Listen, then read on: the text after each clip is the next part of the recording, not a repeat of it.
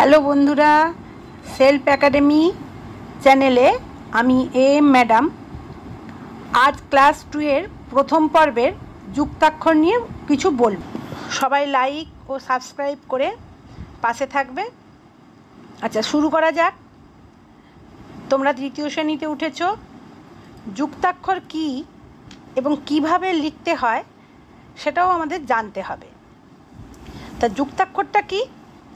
যুক্তাক্ষর হলো যখন দুটি অথবা তিনটি অক্ষর একে অপরের সাথে জুড়ে থাকবে তাকেই আমরা যুক্তাক্ষর বলবো। যেমন এই যে প্রথম দেখো, তোমরা বইটা খুলেছো, এই যে বইটা দেখো, এটা আমার বই, লেখা আছে প্রথম পর্ব, দ্বিতীয় শ্রেণীর প্রথম পর্ব। প্রথম 3 পেজে চলে যাও। 3 নম্বর পেজ। 3 নম্বর পেজে দেখছো বনের পথে, এই গদ্যটা আমরা দেখতে পাচ্ছ। আচ্ছা, এই লেখার মধ্যে কিছু কিছু গোলাপি রঙের লেখা আছে। তো এই গোলাপি রঙের লেখাগুলো দেখো, দুটি অক্ষর একসাথে জুড়ে আছে।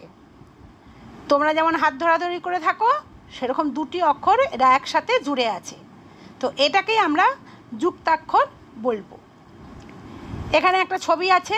ছবিতে দেখছো একজন ঘোড়ায় করে যাচ্ছে, চারপাশে অনেক গাছপালা, আর এখানে চাঁদ উঠেছে। তার মানে কখন যাচ্ছে?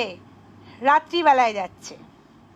আচ্ছা, এবার এসো আমরা এই গল্পটা পড়ি। কি লেখা আছে এখানে? বনের পথে আলী বাবা কচিত এ পথে আসে। কচিত মানে কি? মাঝে মাঝে আসে। এখানে দেখো কয়ের সঙ্গে ক যোগ করা আছে।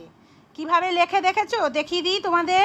ক যোগ ক, দেখো এরা কিন্তু একসঙ্গে জুড়ে আছে। ঘন বনে এগোনো শক্ত, এই যে কয় ত, ক যোগ ত, শক্ত। ডালপালায় ধাক্কা দিয়ে ঘোড়া এগিয়ে চলে। শুক্লা তিথির চাঁদের আলোয় ভাসছে চারপাশ। কোন তিথি? শুক্লা তিথির। ভয় হয় বনের পথ না জানলে বিপদ। ঘন জঙ্গল, এই বনের পথটা যদি না জানতে পারো, পথ ভুল হয়ে যাওয়ার সম্ভাবনা থাকবে। তবে মাথায় সবসময় ঘোরে সেই চিচিং ফাঁক। চিচিং ফাঁক একটা গল্প আছে, তোমাদের পরে একদিন শোনাবো। এবার চলো ওপরের রঙিন অংশগুলিকে ভেঙে দেখি। এই যে রঙিন অংশগুলো ওপরের লেখা আছে, যেগুলো গোলাপি রং দিয়ে, এগুলো এবার ভাঙছে। কয়ে ক, তাহলে ক যোগ ক, এই দুটো ক নিয়ে হয়েছে কয়ে ক। কয়ে ত, ক যোগ ত। কয়ে ব, ক যোগ ব। কয়ে ল, ক যোগ ল। দেখতে পেলে? এসো এই রকমের নতুন কথা আমরা শিখি। এ কয়ে কয়ে আকার, এক্কা। তোমরা পড়েছিলে না? এতে এক্কা গাড়ি, সেই এক্কা। মুক্তি, ময় হর্ষ কয়তয় হর্ষই, মুক্তি। ক্লাস, কয়লয় আকার দন্তেশ্ব, ক্লাস। তোমরা কোন ক্লাসে পড়ো? হ্যাঁ, ক্লাস 2 এ পড়ো। পক্ক, প কয় ক, পক্ক। আচ্ছা, এবার ঘর পূরণ করি।